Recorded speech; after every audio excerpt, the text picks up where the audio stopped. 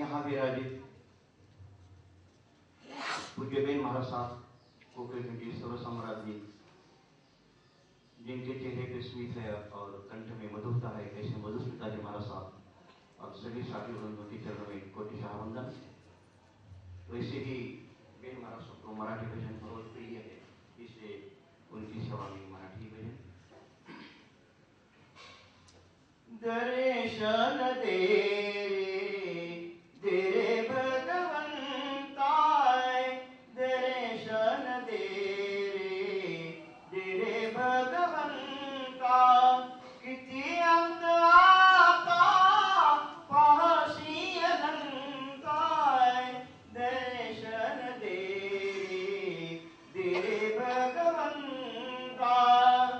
माता पित्याची सेवा पुंडलिकाची, भक्ती पाहिली तू गोऱ्या कुंभाराची, तैसे व्हावे तुझे कृपावंता, दर्शन दे रे बोलो दे रे भगवंता, दर्शन दे रे भगवंता। ऐकताच वाणी संत चोखोबाची, ऐकताच वाणी संत चोखोबाची, साक्षात प्रगटे मूर्ती विठ्ठलाची, साक्षात प्रगटे मूर्ती विठ्ठलाची, ऐशगान देशी तुझ्या प्रिय संता, दर्शन दे रे भगवंता, दर्शन दे रे भगवंता। तूच जन्मदाता तूच विश्वकर्ता, तूच जन्मदाता तूच विश्वकर्ता, मन शांत होई तुझे गुणदाता, मन शांत होई तुझे गुणदाता, हीच एक आशा पुरविसी आता, दर्शन दे रे भगवंता, दर्शन दे रे भगवंता, किती अंत आता पाहसी अनंता, किती अंत आता पाहसी अनंता, दर्शन दे रे भगवंता, दर्शन दे रे भगवंता। हर्ष हर्ष हर्ष हर्ष। छान, खूप छान भक्तिगीत सांगितलंय. कुठेही जा, भक्ती ही आहेच आणि करायचीच आहे आपल्याला.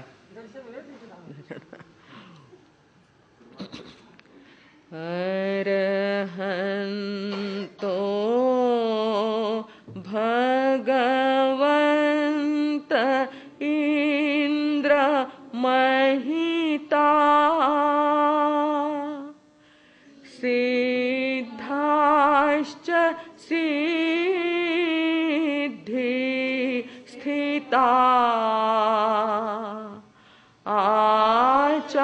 आचार्या जिन शासनोन्नति करा, पूजा उपाध्यायका,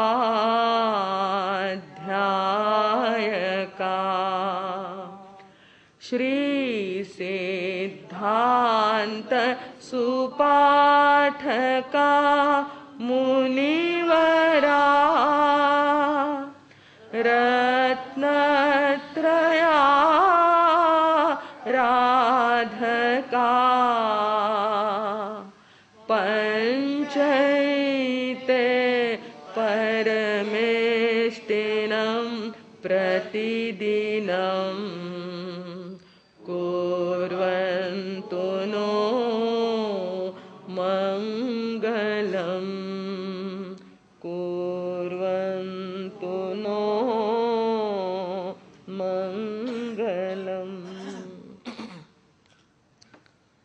परमपिता परमात्मा, वीतराग प्रभु के, 2400 तीर्थंकर परमात्मा के अनंत ज्ञान दर्शन में और उस प्रकाश में अस्तित्व को हम सभी की आज की इस पावन वेला में मन वचन काया की गहराई से अनेकानेक वंदनाएं अर्पित हुए।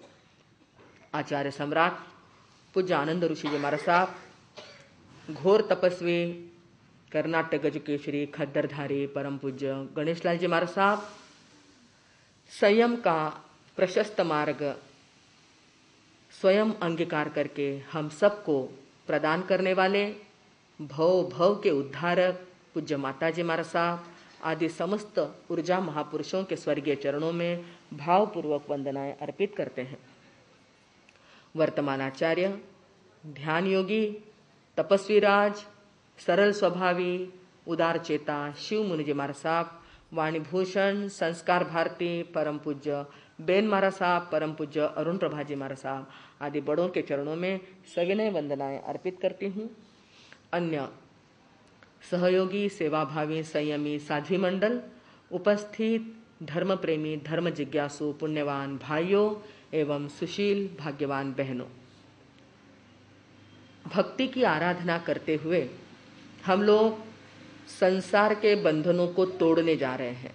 कर्म के जो बंधन, अशुभ कर्म के जो बंधन हमने बांधे हैं, ज्ञान में अज्ञान में, जानते अजानते, उन कर्मों की निर्जरा करने के लिए मानतुंगाचार्य ने एक सरल सा मार्ग हमको दे दिया है और वो मार्ग भक्ति मार्ग है। और भक्ति मार्ग से शक्ति प्राप्त करके हम लोग विरक्ति प्राप्त करके और वैराग्य में से वीतराग परमात्मा का पद अनुभव कर सकते हैं।